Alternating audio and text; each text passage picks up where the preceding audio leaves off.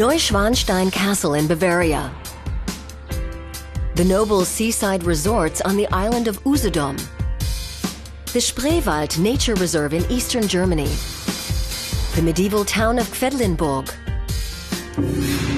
The Gorleben Nuclear Waste Depot and the Stammheim High Security Prison near Stuttgart. All these places have one thing in common.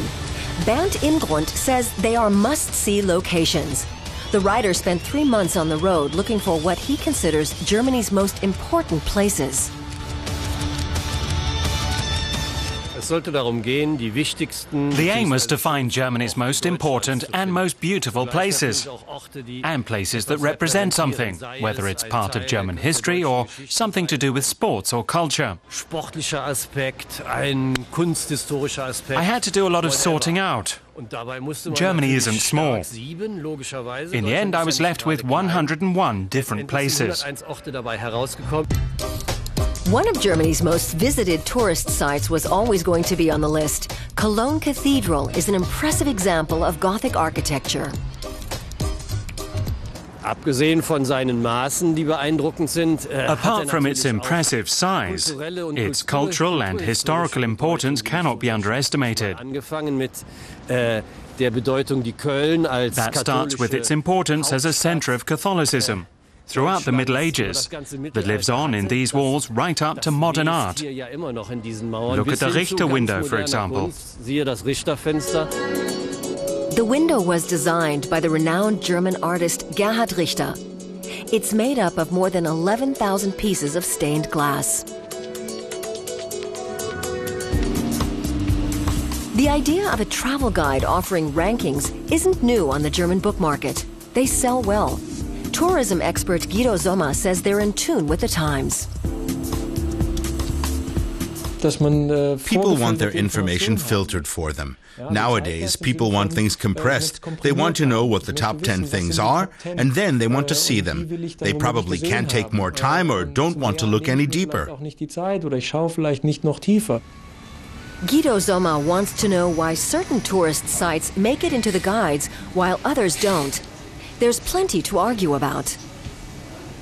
It's always a subjective choice. You often wonder why someone who writes a book like this chooses these places in particular. Bernd Imgrund tried to draw a multifaceted picture of Germany, but there were some straightforward choices like Brandenburg Gate, the Lorelei Cliff on the Rhine, and Wartburg Castle in Eisenach. If you brainstorm, you come up with 30 to 40 places straight away, the obvious ones being Cologne Cathedral, Neuschwanstein Castle, and of course Wartburg Castle, which was the site of various historic events in Germany and in a beautiful location. They all belong in the book. The choice of the Farina House in Cologne was more difficult. It was the inspiration for Patrick Süskind's novel Perfume.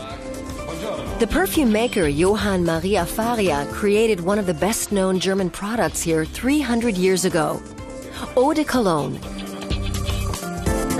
It's since been copied around the world.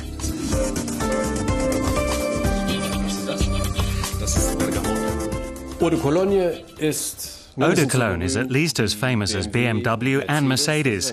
It's a German product that has worldwide presence and was created here within these walls. And that's why I think the birthplace of Eau de Cologne needs to be included in a book about Germany's most important landmarks. Bernd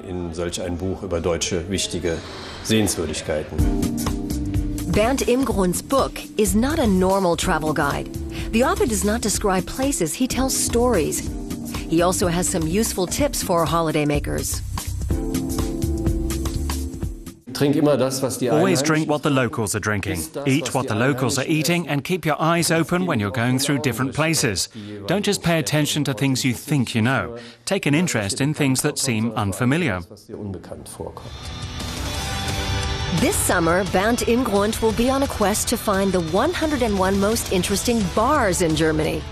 He's looking forward to that odyssey, and probably a beer or two as well.